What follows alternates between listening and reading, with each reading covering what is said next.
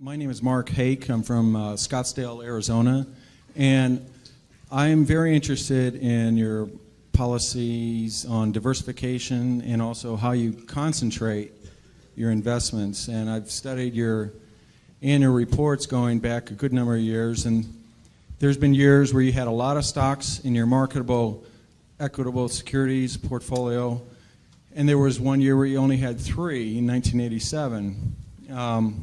So I have 2 questions. Given the number of stocks that you have in the portfolio now, what does that imply about your view of the market in terms of, is it fairly valued, that kind of idea? And second of all, it seems that whenever you take a new investment, you never take less than about 5% and never more than about 10% of the total portfolio with that new position.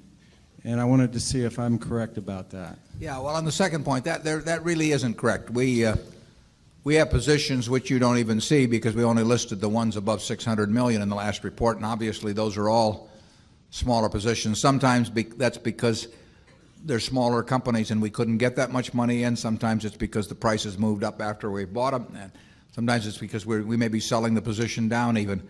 But so there's nothing magic. We like to put a lot of money in things that we feel strongly about, and that gets back to the diversification question. We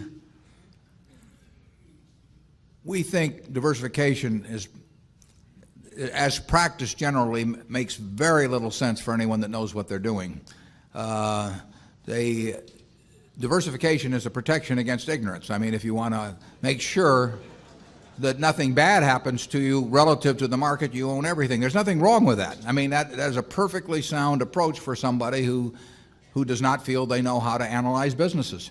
If you know how to analyze businesses and value businesses, it's crazy to own 50 stocks or 40 stocks or 30 stocks probably, because there aren't that many wonderful businesses that are understandable to a single human being in all likelihood, and to have some super wonderful business and then put money in number 30 or 35 on your list of attractiveness and forego putting more money into number 1 just strikes Charlie and me as madness. And it's conventional practice, and it may, if all you have to achieve is average, it may preserve your job, but it's a confession in our view that you don't really understand the businesses that you own. On a personal portfolio basis, I own 1 stock, but it's a business I know, and it leaves me very comfortable. So, do I need to own 28 stocks in order to have proper diversification? It'd be nonsense. And within Berkshire, I could pick out 3 of our businesses, and I would be very happy if they were the only businesses we owned and I had all my money in Berkshire. Now, I love it, the fact that we can find more than that and that we keep adding to it. But 3 wonderful businesses is more than you need in this life to do very well. And the average person isn't going to run into that. I mean, if you look at how the fortunes were built in this country, they weren't built out of a portfolio of 50 companies. They were built by someone who identified with a wonderful business. Coca-Cola is a great example. A lot of fortunes have been built on that. And there aren't 50 Coca-Colas. There aren't 20. If there were, it'd be fine. We could all go out and diversify like crazy among that group and get results that would be equal to owning the really wonderful one. But you're not going to find it.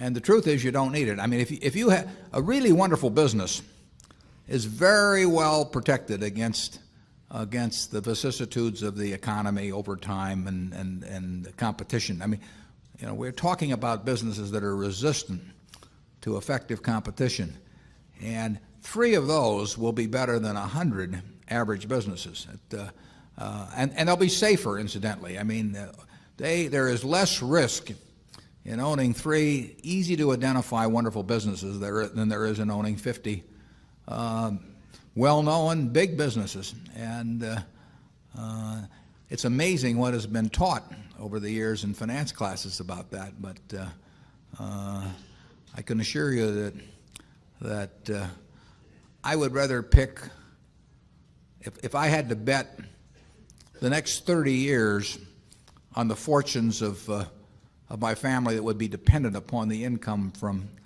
a given group of businesses, I would rather pick 3 businesses from those we own than own a diversified group of 50. Charlie? Yeah, what he's saying is that much of what is taught in modern corporate finance courses is twaddle.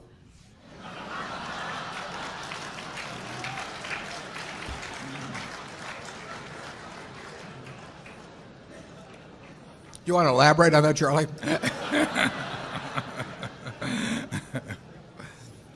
You cannot believe this stuff. I mean, it's modern portfolio theory, and yeah,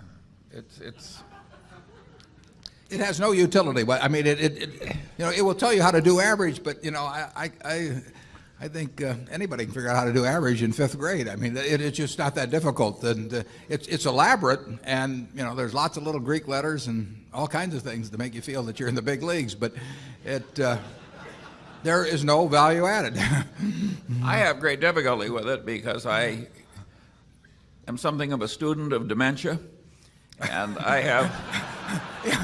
We hang around a lot together. And I get ordinarily classified dementia, on some theory structure of models, but the modern portfolio theory, it involves a type of dementia I just can't even classify. No. Something very strange is going on. Yeah. If you find 3 wonderful businesses in your life, you'll get very rich, and if you understand them, bad things aren't going to happen to those 3. I mean, that's the characteristic of it. By the way, maybe that's the reason there's so much dementia. If you believe what Warren said, you could teach the whole course in about a week. Yeah.